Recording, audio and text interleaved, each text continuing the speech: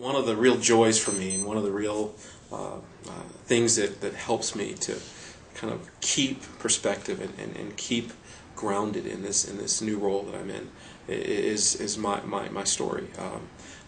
Having grown up in Washington, D.C. in a very poor urban community, I sometimes am still amazed at the ability to sit here. The thing that strikes me more than any other sitting here is my experience.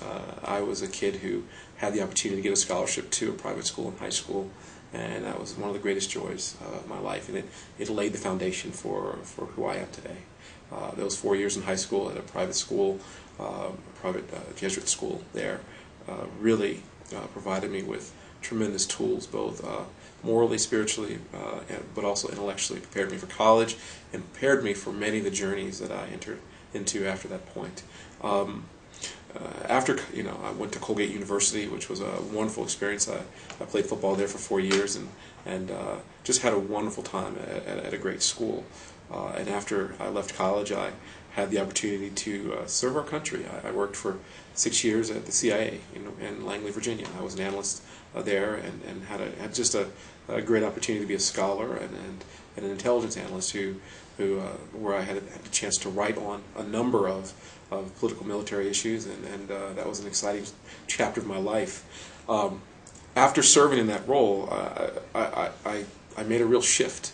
I made a big shift in my life and wanted to begin to give back more to my community.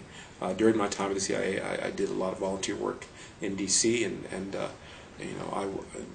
my heart was being pulled in that direction. And with that, I chose to work at my old high school. I started there as a teacher and worked there for 1 year, and I knew this is a place that God called me to education. I then worked at a Christian school for 3 years, and as a teacher, a Bible teacher, a history teacher, and then I went. Then I made a journey down here to UVA, where I began a PhD program here, which was an exciting chapter. There were a lot of questions that I had at that season, having worked in Christian education for a few years as a teacher, that I felt needed to be answered. And those are some of the same questions that will be central to what we do here at Covenant.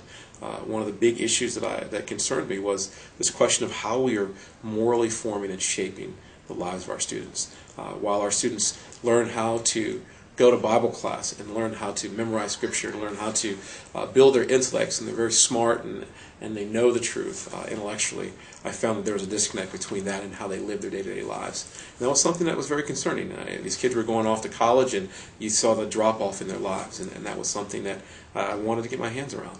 And I came down here for 3 years and had a great opportunity to serve and be a part of a really neat intellectual community at UVA with James Hunter, and this was an area of expertise for him, and it laid some great cornerstones for me around this project, and some of the things that I've gained from that are things that I've taken into my professional career after UVA as a principal in the charter school world for 6 years, both in Washington, D.C. and in Colorado. And those are the things that I'm excited about being able to bring here. And they will be a central part of what we do, is really looking at the way that we form a moral community, the way that we ground a staff and a parent base that is focused on a common vision of nurturing the heart and minds of the students.